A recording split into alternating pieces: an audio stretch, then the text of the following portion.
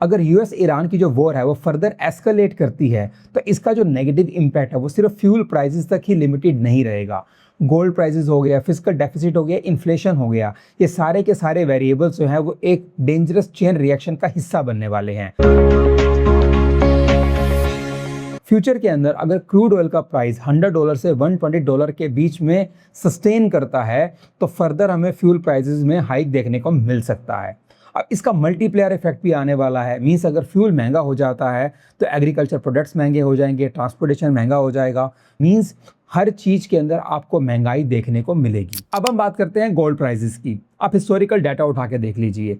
World wide जब भी war like situation create होती है तो गोल्ड की डिमांड लगातार बढ़ जाती है, क्योंकि जो इन्वेस्टर्स हैं वो स्टॉक मार्केट से पैसा निकाल के गोल्ड की तरफ शिफ्ट कर देते हैं, क्योंकि उसको सबसे सेफ इन्वेस्टमेंट माना जाता है। अब अगर हर कोई गोल्ड की डिमांड करेगा तो प्राइसेस तो ऑब्वियसली बढ़ने वाले हैं। इंडिया की प्रॉब्लम क्या है कि हमारे यहाँ पे जो प्रोडक्शन है गोल्ड का वो पर एनम 2 टन के आसपास का है, बट जो कंजम्पशन है वो 800 टन के आसपास है। मींस इंडियन गवर्नमेंट को इंडियंस की गोल्ड की डिमांड को पूरा करने के लिए गोल्ड को भी इंपोर्ट करना पड़ता है, जो कि ऑलरेडी काफ़ी ज़्यादा महंगा हो गया है। और अगर हमें गोल्ड को इंपोर्ट करना है तो हमें डॉलर में पेमेंट करनी पड़ेगी। दूसरी प्रॉब्लम हमारे सामने क्या है, हमारा जो रुपी है डेप्रिशिएट होता जा रहा है। मींस हमें ज़्यादा रुपया देना पड़ेगा डॉलर खरीदने के लिए और ज़्यादा डॉलर देना पड़ेगा गोल्ड खरीदने के लिए, तो गोल्ड हमारे लिए और भी ज़्यादा महंगा हो जाएगा। इसको छोटे से एग्जाम्पल से समझते हैं। मैं ये एज्यूम कर लेता हूँ कि जो 1 ग्राम गोल्ड है वो $100 का है, और फर्दर एज्यूम करता हूँ कि $1 को खरीदने के लिए हमें 90 रुपीज़ देने पड़ते हैं। मीन्स हम अगर 9000 रुपीज़ देंगे तो हमें $100 मिलेंगे, और अगर $100 पे करेंगे तो हमें 1 ग्राम ऑफ गोल्ड मिलेगा। अगर रुपी डेप्रिशिएट हो जाता है, मीन्स अगर मैं ये कहूँ कि $1 के लिए मुझे 95 रुपीज़ देने हैं, तो यहाँ पर क्या होगा, $100 के लिए अब मुझे देने पड़ेंगे 9500 रुपीज़, जहाँ मुझे मिलेंगे $100, और मैं फिर क्या करूँगा, 1 ग्राम गोल्ड लूँगा। अब यहाँ पर अगर मान लो गोल्ड का रेट $110 हो जाता है तो मुझे फिर ज़्यादा पैसे देने पड़ेंगे ज़्यादा डॉलर लेने के लिए, और गोल्ड तो मुझे उतना ही मिलने वाला है, तो मीन्स गोल्ड फर्दर और ज़्यादा एक्सपेंसिव हो जाएगा। अब हम बात करते हैं फिस्कल डेफिसिट के बारे में। सिंपल लैंग्वेज में आप इसको ऐसे समझ सकते हैं कि जो गवर्नमेंट जितना पैसा अर्न करती है उससे ज़्यादा पैसा जो है वो स्पेंड कर रही है।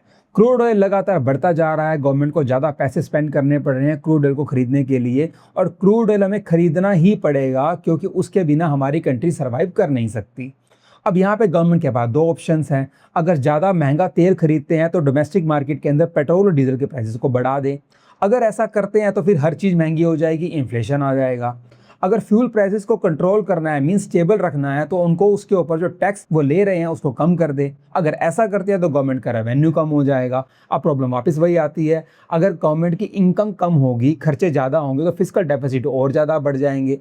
इस कारण से गवर्नमेंट को ज़्यादा पैसा बोरो करना पड़ेगा, उनको इंटरेस्ट के तौर पे ज़्यादा पैसा देना पड़ेगा, और इकोनॉमिक ग्रोथ ऑटोमेटिकली कम हो जाएगी। अब सबसे बड़ा क्वेश्चन ये निकल कर आता है, क्या इंडिया क्राइसिस के अंदर जा रहा है? तो यस, ऑब्वियसली हम इस क्राइसिस को फेस करने वाले हैं, बट इंडियन इकोनॉमी कोलैप्स नहीं करने वाली है। सबसे बड़ा रीज़न क्या है, हमारे डोमेस्टिक मार्केट काफ़ी बड़ी है, आरबीआई काफ़ी ज़्यादा एक्टिव है, और हमारे पास काफ़ी अच्छे फॉरेक्स रिजर्व भी अवेलेबल है। बट अगर लगातार इसी तरीके से ऑयल प्राइसेस बढ़ते रहे, स्ट्रेट ऑफ हॉर्मुज़ जो है वो अगर ऐसा ही डिसरप्ट रहा, और अगर ये वॉर जो है प्रोलॉन्ग हो जाती है, तो शॉर्ट टर्म के अंदर काफ़ी मुसीबतों को हमें फेस करना ही होगा। एक्सपर्ट्स का मानना ये है, ये सिर्फ एक जियोपॉलिटिकल इशू नहीं है, बल्कि इकोनॉमिक रिस्क है जो हम नियर फ्यूचर के अंदर जरूर देखेंगे। What do you think of gold? क्या वो 2 लाख रुपीज़ के लेवल को क्रॉस करेगा?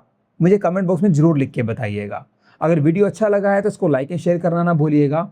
चैनल सब्सक्राइब नहीं किया है तो please hit the subscribe button. Thank you so much for watching this video. Take care.